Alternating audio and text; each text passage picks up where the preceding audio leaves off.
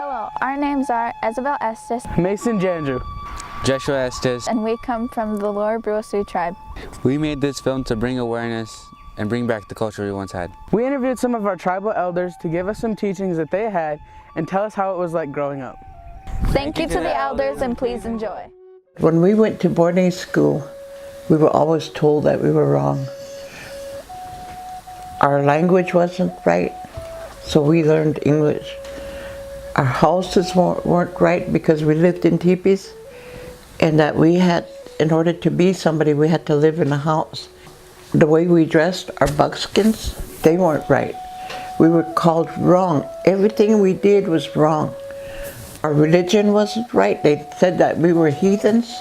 We weren't. We have one, even today, we have one Great Spirit. I can walk into any church and still pray to the Great Spirit. It would all be the same. They always say that they considered us free people when we put us on a reservation. Well, the reservation actually is our own country. That's all we have left of our own country. When I was a little girl, up until I was in 5th grade, I was an A student. And them nuns were really tough. They made sure you got your work done. I finished the 9th grade at Stefan, and then I went to Chamberlain when I was a sophomore. And then I learned living around white people. I learned that they strive really hard to get the best, be the best, get the best grades. That they strive so hard. They have people coming in to the classes telling them, you white kids are good, you're the best. I never did hear a teacher come in and say, you Indian kids are the best, you're really good, you can do anything. Never hear that. But nobody tells the Indian kids that they're good. From the time I was 7 years old, I got interested in doing beadwork, and I started sewing and making designs, and I learned how to do that loom work. So I was, in my mind, I was always thinking up of designs and translating them. And I kept all my aunt's designs, my mother's designs, and I kept track of them. The first one I did was by hand, star quilt. Every stitch of it, I sewed it by hand. Even the corners where you put the material in. And every time I would get money, it just like with my beads, every time I made money on my beads, I would go back and I'd buy more beads. Well, this here, every time I sold a star quilt, then I'd buy more material. And everything I do in my art is time consuming. Time is really important to me. Whatever takes time, and a lot of people get bored, you know, I can't do that. But if you want to do something worthwhile, it takes time. It takes patience to really get into something. And what helps me is I can buy really pretty material, you know, and as I'm making this quilt, well, it's coming out to be better, more interesting, you know. Hello to everybody out there. My name is Daryl Middleton. I'm a Czech Ba. I got older. My twin's older than I am. He's 6 minutes older than I am. And my Lakota name is Tokagahe, which means comes with first. What are the 7 sacred ceremonies, and in what ways have they changed since back when compared to modern times? One of the most sacred is the sun dance, and like now, this time of year, many of the sun dancers are preparing themselves. Usually they start right after last year's ceremony, the day after. They start preparing for next year. They start thinking about it, just thinking about those 4 days that they were suffering and while they were holy. From what I'm told is that the only time that you're holy is when you're at the Sundance, because you're fasting and suffering for the people you love, or your oyate, and especially the people that can't walk, can't be there. You're usually dancing for them and your families, and so that's kind of one of the toughest ones. And those 4 days might be hard as we look, as the supporters that watch them, because you see a lot of suffering and you see a lot of crying, and but those sun dancers are dancing for their people who they love, and that's part of their job. That's one of the most strongest ones, and the other one is the Uweepi ceremony that, and I think maybe some of you guys have been in, but that is one of the most powerful ones that I pretty much been involved with. And so, you know, it's all about saving our people, healing our people from cancer or whatever their illnesses are. So it's really amazing how the grandfathers, they taught us this way of life, you know. I know nowadays it's the modern medicine, take a pill. That pill will help you, you know. Sometimes those pills don't help you. That medicine doesn't help you. But when you do these things, this is that you got to have a good open mind about things and be positive about things. How do you feel when not a lot of people attend or go to a ceremony that you know you put a lot of effort into? You got to know the word commitment, and that's something that maybe that I and some of the leaders, the spiritual leaders and the elders, commitments is a real big thing. And it hurts a lot. And for the years I've walked this way of life, there, you have people say, you know, I'm going to come to sweat tonight. Some people say that just to make themselves feel good for about 5 or 10 minutes. You know, I'm going to go to ceremony tonight. You know, I need to go pray for my family. My auntie's sick over there. Her grandma ain't feeling too well, and such and such having a hard time, you know. But those intentions go away afterwards. So when that time gets near, you know, they're probably their favorite show on TV's coming on, or a basketball game or football. Hey, that's more important. Who's ever meant to be there that night? They're there, and they're there for their good reasons. And so, but you always got to remember, it comes from your mouth when you say that. Be careful. They always say, be careful what you say, because sometimes that comes back. What are some everyday traditional medicines that you can use or do use? One of the most powerful ones is that our humor. If we can make people laugh and, you know, joke around with them. And some people take that the wrong way too. If you get somebody to smile every day, that probably is not used to smiling. That's medicine, you know, so. Can you walk us through a sundat ceremony? Throughout the year, you're thinking about one of your relatives that's been sick, who's having a hard time. And so with that, we take those prayers and we make that woye, the flags, and we make the tobacco, the ties, and we start doing those a few days before.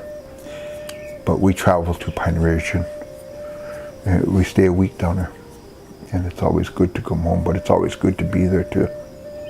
And to see from there, there's relatives all over the nation that comes. California, from the East Coast, some down there locals, but they come from all over. And again, we're family, always glad to see each other. And so those things are good. But pretty much it's just preparing yourself through the sweats. And as you get older, you could tell your kids and your grandchildren these stories, you know, and it's a good thing. In the evening, sometimes when my family comes, we sit out in the front deck and we talk about these things, you know. It makes us feel good, it brings us closer together, and so. My name is Maxine Grassrope. I've lived here in Lower Blue all my life, and I grew up with my grandparents, so I know and I hear what some of the things they told me. The Indian way of life, and that's more spirituality. That's the main thing in the family. Spirituality is something that leads the whole family through all bad times, good times. And that's the reason I think everybody knew where they're at, what to do, you know. But today it's altogether different. We're losing our spirituality. And that's the main thing. That's the downfall for all of us, all our young Trakojas, the grandkids. Because we know that the family, the first one that gets up, you could just hear them praying for good things on that day. Everything is different today. And now we have medicines like pills. And to me, like, that's leading the young kids into taking all these drugs. To me, that's what I think. Because we have plants, Mother Earth has given us plants to use. And each and every one of us, we expect to that to be a sacred thing. And they don't play around with it. It's there for us to use in any way, feelings or sickness, you know, and health. And they use all those plants, and they're right there. I'm sorry to say that all that is going down, almost gone. Besides that, all the elders are going down. They're going to be gone, so it wouldn't be no more. But now the young children, the kids, our Trakojas are not even listening. They forgot. They forgot who they are, who created them, you know, where they come from. And now it's getting where the Trakojas, the great ones, they don't even know about it, because the parents now aren't, you know, taking care of their kids or not teaching. That's the main thing, is, you know, teaching while they're young. Even when they're holding their baby, they talk to their baby. And from there on, they know their language, you know, everything, you know, they grow up from the time they're in their arms, feeding their baby, you know. But now, nothing. Today, it's altogether different. We pray a lot. We pray for the children. We want them to go on and go generation on. But look like even young kids, their lives are getting short. And us, like we used to live like some of them all say, you know, you're going to live forever. Well, we expect to, you know, taking care of ourselves, we will. But now, life is getting short. And that's sad about it.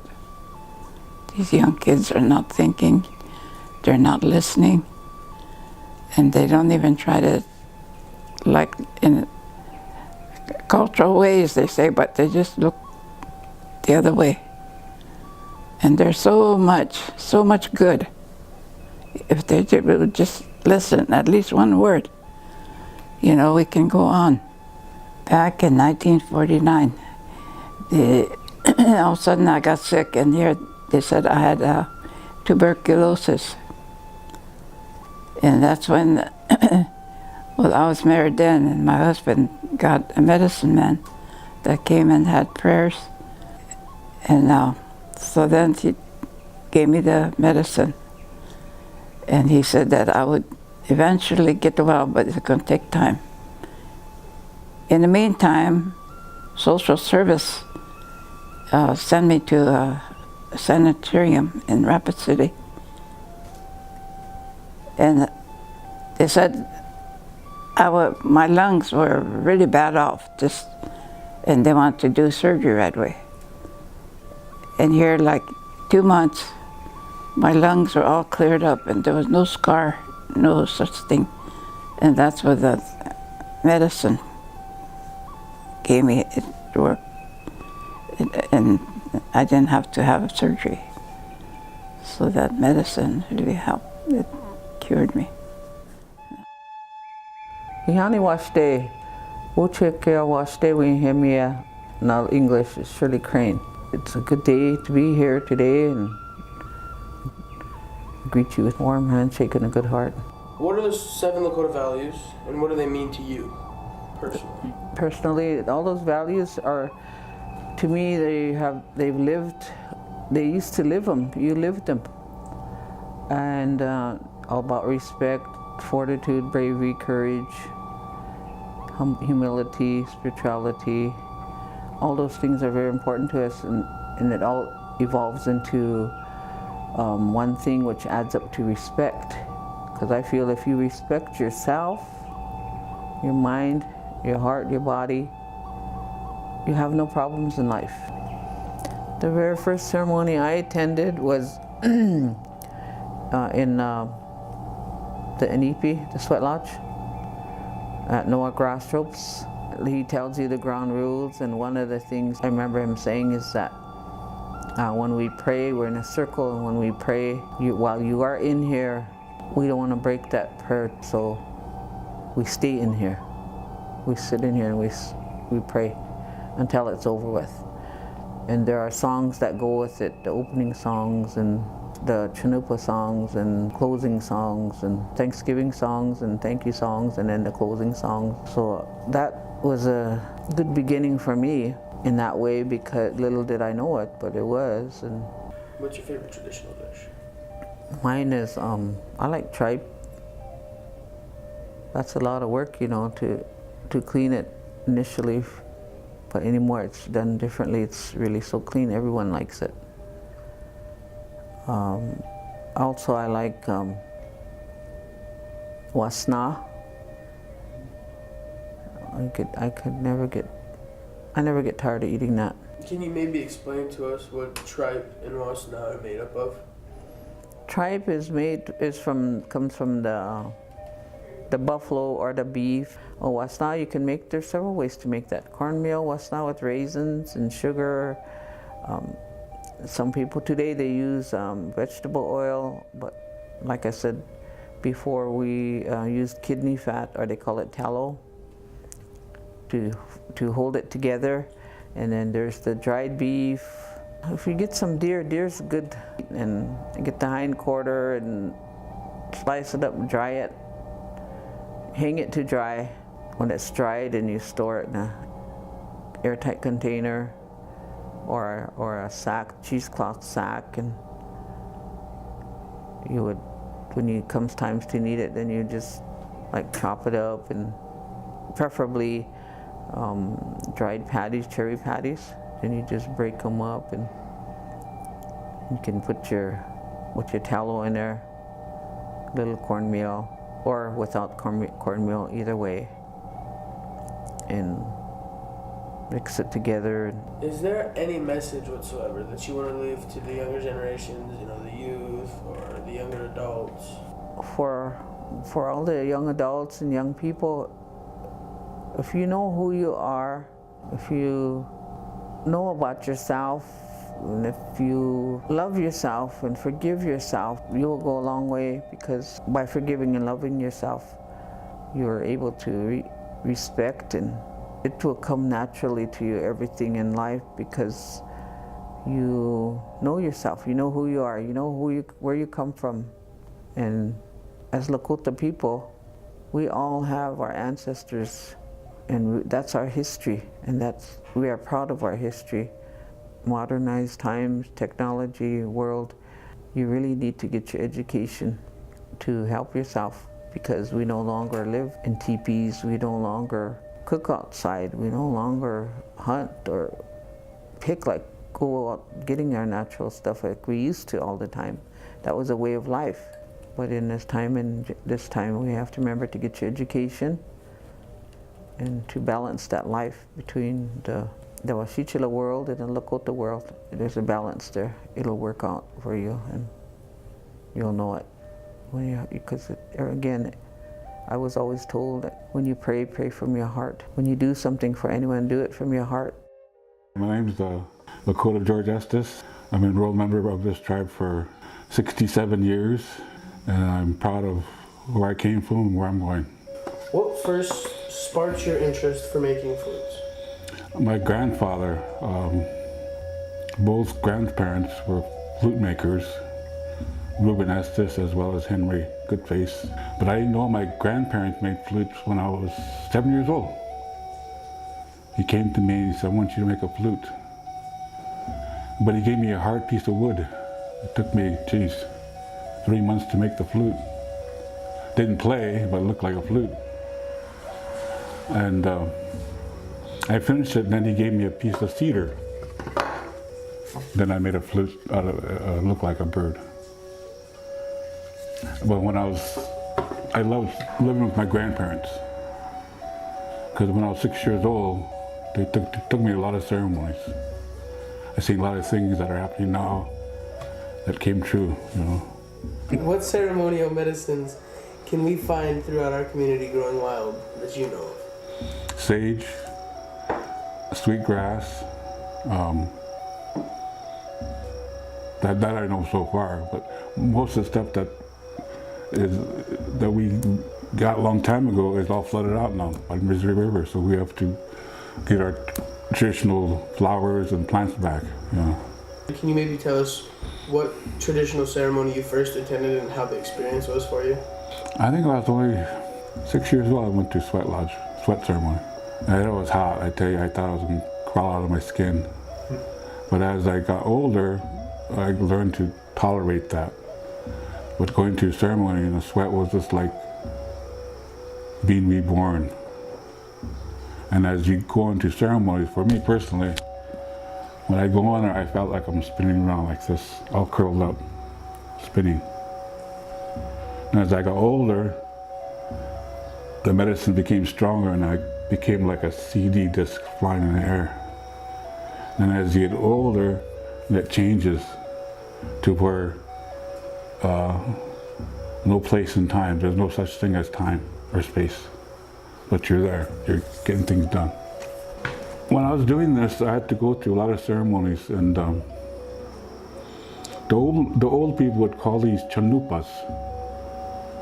Cha is wood and nupas too, or they call them the pipes.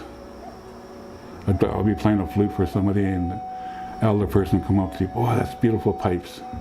And I was confused, why would we say pipe? But that's how a flute would be made is, see the colors here? I put two pieces together. Cha is wood and nupa's too, chanupa. And that's how they say for the sacred pipe, is that the stem is the two-piece that they put together. When we had a big gathering here about 4 years ago, the pipe carriers brought out their pipes and they were all in a circle. And I think that's the first time the pipes, the chanupas and the flutes were together. And that was very powerful. I could just feel that air in the gymnasium, the convention center. People just felt the energy and the power that was there. And it wasn't me, it was just through the flutes. I'm just a hollow reed carrying these messages on, you know.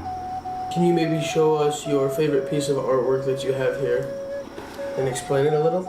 Okay, this one is white oak. And the harder the wood is, the more tighter the sound. The softer the wood, the more softer the sound. And I went to ceremony and this was rubbed on it by medicine people. It's pipestone. He said, don't ever rub this off, just let it rub it off itself. So I've been taking this a lot of ceremonies playing for people, you know.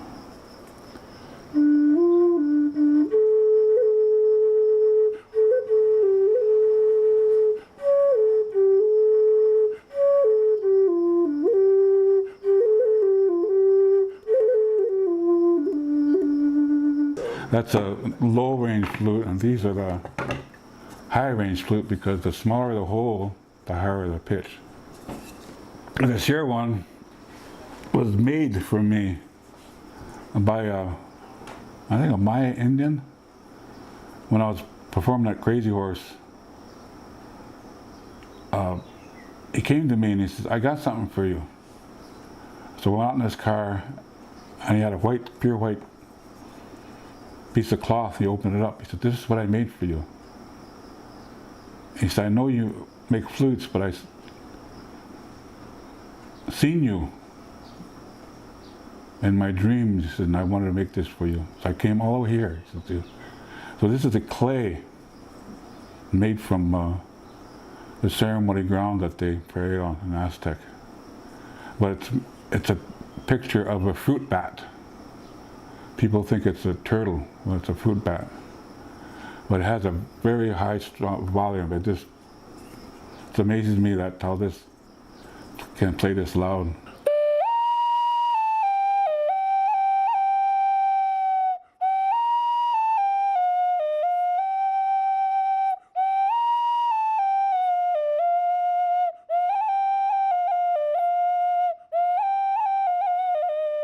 How long does it take to make one flute?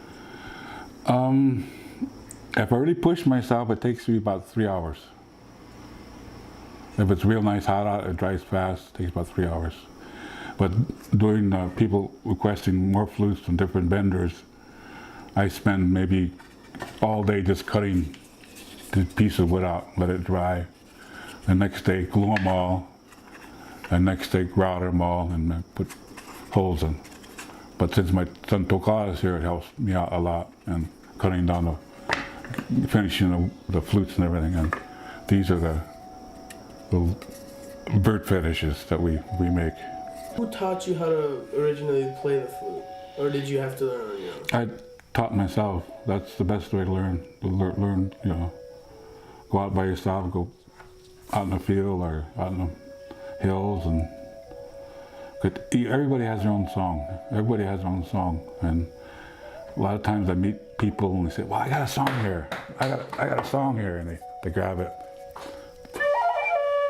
Well, that's a Kevin Locke song. That's not your song. That's somebody else you heard on a CD. That's not your song, you know. So you got to create your own song. When you do sell them, how much do you use? These run about $250. These run about $175. These run about $150, and these run about $175. That's during tourist season, but a lot of times around here, you know, I just give them away or donation for some kind of fundraiser or something, you know. But it all works out. You know, my grandpa always says, if you give something, give it with a good heart, you know. Don't expect anything in return. Don't ever do that. If fear comes to you and you're scared, stand up to it. Don't back down. And be like a buffalo and stand against the wind, because that's what we're for. Lakota. That's what we're here as Lakota people, you know.